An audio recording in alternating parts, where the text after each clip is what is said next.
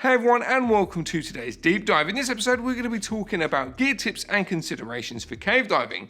As we all know, cave diving is exciting and offers a unique challenge, but it is one of the most dangerous and intense form of diving. It's an entirely different world from recreational diving. It requires a different type of equipment and certification after years of training. Exploring the untouched underground world offers a thrilling, indescribable feeling. However, as cave diving is inherently more and more dangerous, taking a course in it can be very challenging. For instance, if a visibility difficulty occurs, the problem has to be resolved while you are still in the cave. Getting back to the entrance might take hours. This might sound super scary at first, but after thorough training, and if you stick to all the cave diving rules, cave diving can be an awesome experience. So there are different types of diving that are related to cave diving, like spring basin and cavern dives being the most popular.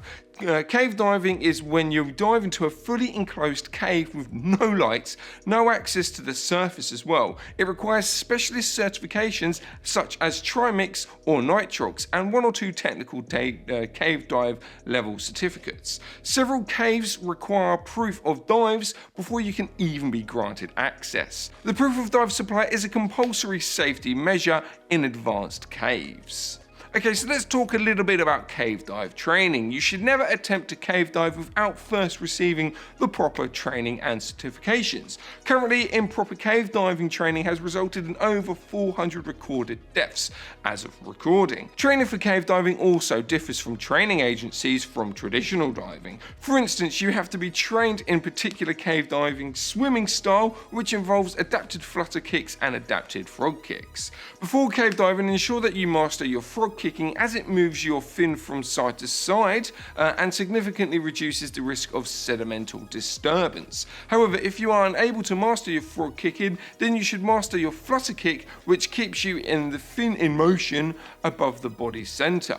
Okay, so let's talk about equipment. That's probably why we're mainly here. The best way to differ from a cave diver from an open water diver is to check the equipment that is being used. For instance, equipment redundancy is common with cave divers. They carry an extra pair for each piece of dive equipment so that if anything goes wrong underwater, they can be replaced pretty quickly and ensure a safe return to land. For cave diving, there is no need for snorkels. Obviously, cave diving requires the diver to remain submerged in the water for long duration, so the cave diver needs to be, purely on a cylinder to breathe. The cave dive mask purchase should be in the color black. Black masks are the standard for cave diving as they absorb the light. The material of dark masks absorbs any light that can be seeped through the mask and distracts the diver from essential spots such as the entrance. Other necessary cave diving gear includes black, light and stiff fins, a dry suit or a wetsuit,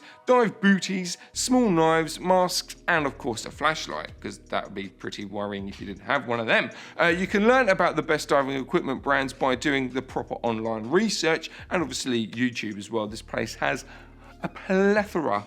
That's right, I used a big word there, a plethora of videos and research. Okay, so that's enough about the equipment. Let's talk about your body form in the water. To achieve the appropriate form of cave diving, several cave divers utilize unique weight attachments that can move their weight from the belt onto their tank. The body positioning for a cave diver differs that from a regular diver, as the diver must realize a body position that is at level, basically.